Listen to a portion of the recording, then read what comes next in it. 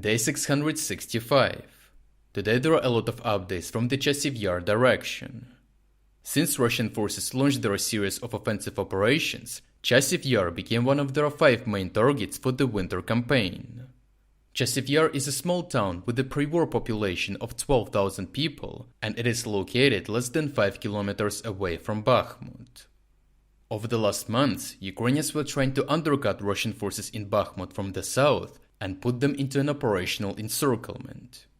During the whole campaign, Ukrainians advanced by 7 to 10 kilometers, and once the fighting reached the railway embankment, the Ukrainian progress stalled.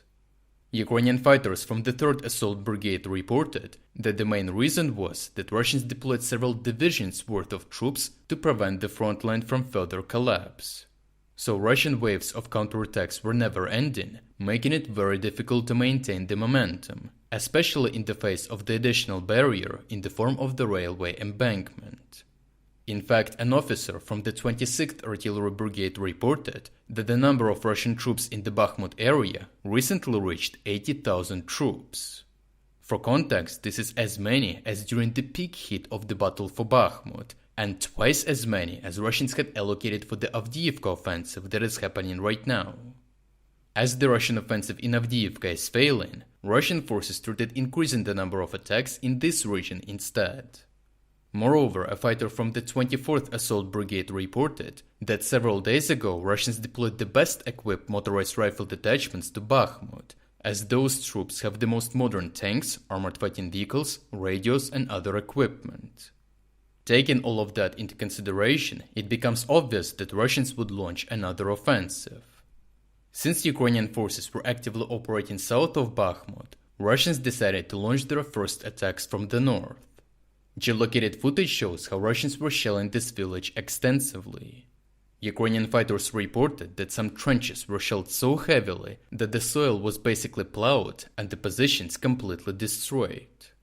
Nonetheless, Russian forces did not manage to get a foothold in the region. If we look at the topographic map, we can see that the village is located in the lowlands, right between 2 hills. Such a setting makes the defense of the village much easier as long as Ukrainians control the hills. That is why Russian forces increased the intensity of their attacks from Yagidne along this ridge. Russian sources released a video showing how they are using North Korean so-called golf cars to quickly deploy new assault units across the field.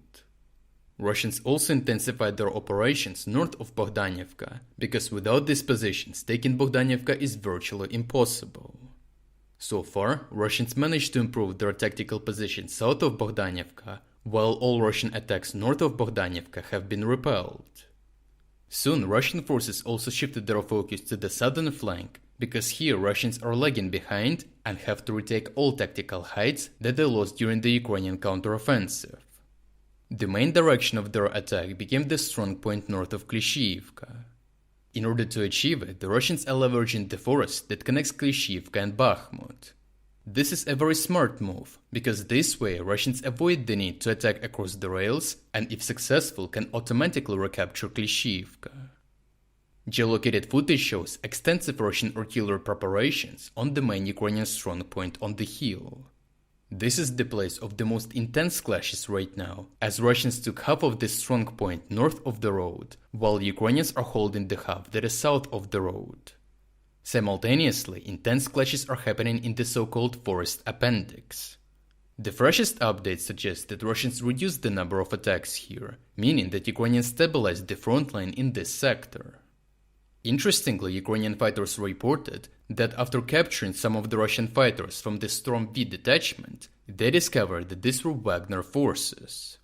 This should have been obvious, as Storm Z detachments, which are comprised of prisoners, have the letter Z in the name, which stands for Zag or prisoner in Russian, while Storm V detachments have the letter V because it stands for Wagner. So the integration of the Wagner group into the Russian military was completed, and they were obviously deployed to Bakhmut to leverage their experience and knowledge of the ground. Overall, the Bakhmut area may very soon become the place of the biggest battle once again, as Russians accumulated a significant number of troops, including motorized detachments with the best equipment and Wagner detachments with the best experience.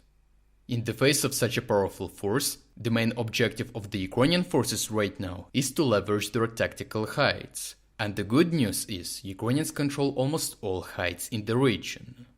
Since Russians are committing a lot of forces to seize and keep the initiative throughout the winter, one of the main strategic goals of Ukrainian forces is to use defenses and weather conditions to bleed out Russian forces as much as possible, while minimizing their own losses to secure a chance of retaking the initiative once Russians exhaust themselves throughout their winter campaign.